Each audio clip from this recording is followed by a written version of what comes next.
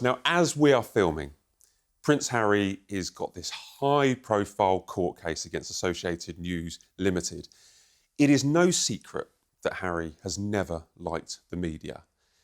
Do you think at some stage Harry will move on from this, Rob? Do you think after this case eventually finishes, will he continue rallying against the media, or do you think it's time for him to just get on with his life? I personally think it's time for him to get on with his life, but the way he's been talking in court is that it's very personal. He's talking about that he wanted to change the media landscape. Well, the media landscape's changed dramatically over the last 20 years. It's almost unrecognisable from what we're dealing with at the moment. So I think in many ways, if that's what his aim is, he's banging at a door that's already opened. But I don't think he will. He does clearly hate the media, and I think it's got worse since his marriage. I remember occasions, I'm sure Sarah does as well, early on when, I remember being in Australia and chatting to him on the plane there. The media had a quiz in a pub on one of the islands when he was on the visit, and he had his own team and cheated. But it was all quite jolly. He was having a drink at the bar. He was quite chatty. So this business about the media, he understands the media. He understands that if he wants to have a profile in the world, that he has to have a public profile to make money, and that he needs the media for that. But do I think he'll ever stop hating them? No, not really, because he blames the media for the death of his mother. But I really do think, if he wants to have a decent life and a decent public profile, then he really needs to move on. So this is a 9-week trial. We're estimating it's costing about £39 million. It's about use of illegal news gathering, allegations that are denied by Associated newspapers. Just explain, for our viewers, why is it so important to Harry, the context of this? Harry's described this over recent years, and this has been going on for a very long time now, as his life's work and this personal crusade to reshape the media landscape. He's talked about the feelings of paranoia that he experienced, the damage that was caused to his relationships, the lack of trust, for example. And this is the last of his cases, privacy cases against newspaper groups. And arguably, it is the biggest one. As you say, it's going to last 9 weeks. And I think the stakes are really high for this. And he's there sitting in court alongside the likes of Liz Hurley, Elton John and David Furnish are fellow claimants in this case as well. So it is extremely high profile.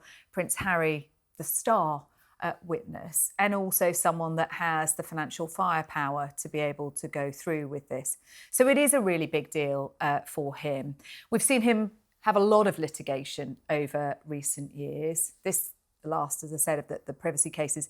He's still fighting for that Home Office security, and that's something that's been ongoing for a long time. He lost his case for that last year, but now going to review, and he is optimistic that the Home Secretary, Shabana Mahmood, is going to grant him that security when he does come back to the United Kingdom. So once all of this is dealt with, then I think we might open the door potentially to a few more meetings with his father, the King. He said, if the security's sorted, I'll bring my family back. I'll bring the grandchildren back to visit their grandfather. It's interesting that the royal family are keeping away from Harry during this trial. While the court cases are going on, While this court case is going on. And we could get, I'm led to believe a decision is due this month. We could hear back on the Ravex. They might not announce it. It might just be a kind of, I don't think because of security, they don't announce things publicly. Yeah. But we might learn during this trial whether or not Harry gets his taxpayer-funded armed security. And I've not sat in court. Colleagues have been in court and they said, I think there's 1 or 2 security guards inside court with Harry at the moment, Rob. Yeah, we know from the last time he was here, there was supposed to be an issue with the stalker. There's other issues he's complained about. I've had some kickback about my views on this. Look, a lot of people think, they call him the grifter. They say that he decided to leave. He made his own bed and he's got to lie in it. His father, I know, obviously warned him about the problems that security would happen if he did, he left his frontline job as a royal.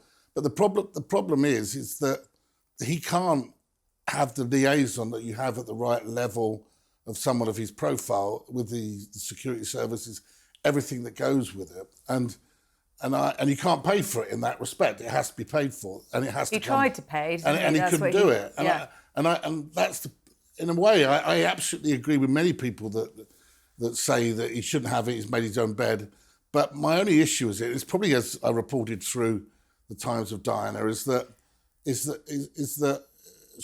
she died basically because of failed security, and they took the security away from her at her own volition. And then she was at the hands and of then the she was Al-Fayed exposed, and then it was operation. poor security, and that is effectively why she died. Now, I spoke at to Ken Wolfe, Diana's bodyguard and Harry's bodyguard, and he was of the same opinion as me that he made his own bed, he shouldn't have the security. Until now, we live in a very volatile world. It's a very changing world. He is a high-profile target. He's the son of the king, and he didn't choose that. He was born with that. And also served in Afghanistan. And he wrote in his own book, again, on this issue, and about the number of kills he had and all this. So he hasn't made it easy. But I just feel for the money involved, if something happened to him, I think a lot of people would look back and say that was a mistake. Now, that said, I absolutely agree with so many of the critics who say, well, that's his problem. But I personally have that niggling thing that if something happened, then we'd all be looking at, navel gazing. Sure. And over a relatively small amount of money, it could have been avoided. No one wants anything to happen to Harry. A lot of the people I've spoken to have said, well, of course he gets protected if he, when he comes over. But a lot to of the UK. people online don't. They give it both barrels, and I understand why they give it both barrels. But I just think there's a niggling thing in me would say that if you've been too loud about it, then actually it's just that there are lots of ministers we don't even know have got protection. Former Prime Ministers, Liz Truss, how long did she serve? And you're entitled to lifelong security. Harry is the son of the king. Look, I know it's a hard sell politically, and you're going to say to the taxpayer when we're seeing, public service cuts, OK, you're going to be funding someone who's moved to California, but ultimately, because of the family into which he was born and the position he is in, he is higher risk. It's not black and white. That's it's not just that, though. It's the rules. I mean, the rules that they said, well, you're no longer a working royal. You're not over here living and working, so you're not eligible, or you're not considered a high risk to be a. But I think the world shifts. The rules as opposed to anything else. What he's asking for is that review, isn't it? And he's having the review, and he is now getting the review. Be careful what you wish for. If he loses it, what happens? What does he do? Yeah. Yeah. But he doesn't come back much. And again, a lot of people online will be saying, good, we don't want him back. Well, my issue with this, I don't know what you two think, but I'm just going to float this idea. He's obviously in court, as I say, high-profile court case, giving evidence, over a 9-week trial, complaining about stories that are written about him from like 10, 15, 20 years ago. And he has got this long campaign to get his security back. Does this not just play into this whole idea that he is a bit of a moaner, looking back at things in the past rather than looking forward? Without doubt. I mean, and also I'm surprised actually with this case. I thought there was a time, the statute of limitations. I mean, we're dealing with things so long ago. But look, he is a bit of a moaner. Let's be honest. I mean, his book Spare is one long moan.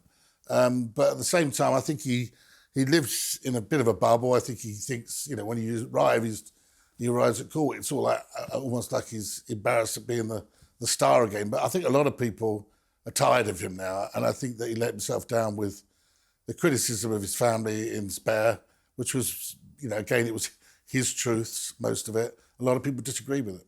You see, I think that when he came back in September of this year, actually the public was generally very pleased to see him again, and seeing him in the old Harry, the kind of more relaxed, more optimistic, the way he interacts with the children when he's at the Well Child Awards. When we see him at the Invictus Games, we get glimpses of the old Harry. He was a huge asset to the royal family. We can't forget that. A long time ago, though, but I mean, I do think that there is still affection for Prince Harry. No matter what he has done, no matter what he has said, there are a lot of people that still feel a huge amount of sympathy for him. Some people, I wouldn't say a lot of people. Just before we move on, you've just raised this idea of an old Harry. Rob, is there an old Harry and a new Harry? Yeah, he's old now, he's over 40. The reality is we keep harping back to a time when it was good old Diana's boys, when he was 20. Now, this is a guy that's a father.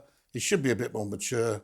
And the way that he's launched into his own father and family, I personally think is unacceptable. He goes on about, this is now my pa's time, I've got to devote time to him. Every time he comes to London, there's a huge drama. albeit, the media probably create that as well. It's always a drama, and I think that that's probably what William has had enough of as well. He's over it. They're all over the drama of Harry, which is probably okay when you're a Brooklyn Beckham's age, in your mid-20s. But when you're in your 40s, I think it's time to grow up a little bit and realise that actually parenting's not easy. But living life is not easy, Isn't that what's key this time? That, he's arrived, seeing him in court, how he carries himself away from the court appearances, as in, does he keep a low profile? Do we get no interviews at the end of this court case? Does that then pave the way for that rapprochement with his father? Because he's got to be keeping a low profile and head down. The problem with Harry and his father is that every time that he says he wants to have a rapprochement or a reconciliation, he then goes and blurts some more information. Well, that's what I'm saying. So they can't trust him. And the bottom line is you can't trust somebody who, frankly, is making a living on the back of his family. But he has been brought a bit closer in now. He has had that meeting with his father. He's had 2 meetings, Sarah, really. That's it. 2 meetings. And, they're less than an hour, those meetings. That's not exactly great. I think that they don't trust him. Better than it was, though. Better than it was, because the king, of course, is a dad, ultimately. Yeah. And, they exchange gifts, as Matt wrote exclusively in The Sun. And, the bottom line is that was... And there was some joke about it being, it's like being like a royal visit. Look, that's not the closest relationship in the world. And I think we've probably made a bit much of it. And I also think that the other royals, particularly Camilla, who he trashed in Spare, and William, are very conscious that allowing him to come back in brings its own problems. Oh, no one's suggesting it's going to be easy at all, but ultimately there's a father and son at the heart of this story.